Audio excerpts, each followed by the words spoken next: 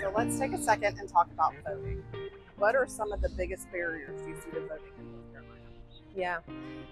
Thankfully, in this district, we have a pretty high turnout, about 80% voter turnout. That is really wonderful. We need to get that number to 99%.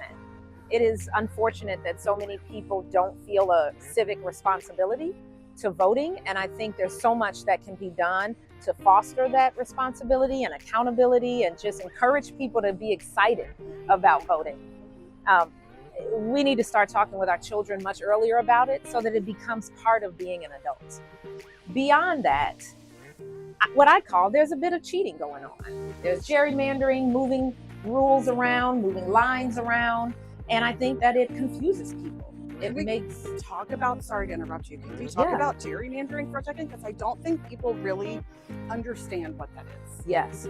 So said another way, gerrymandering is about moving the lines on the maps around in ways that a particular party structures because they know they have a concentration of voters.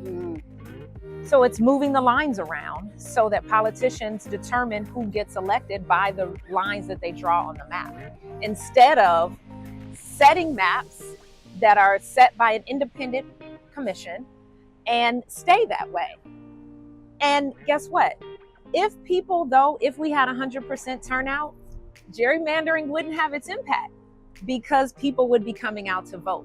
But certain politicians know that they can exploit the fact that people don't come out to vote.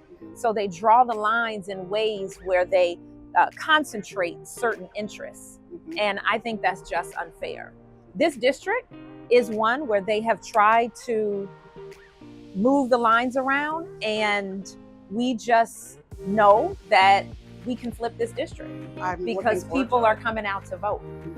So beyond just the responsibility of voting and the interest in voting and gerrymandering and cheating, unfortunately, here in this district, we've experienced voter intimidation at the polls.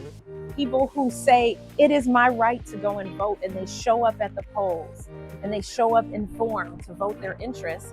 And then there are people who are in their face yelling, and unfortunately my opponent and her people have been doing that for the last several elections. So we not only have to encourage people to get to the polls, but then encourage people to not feel victimized by the voter intimidation and bullying that happens at the polls.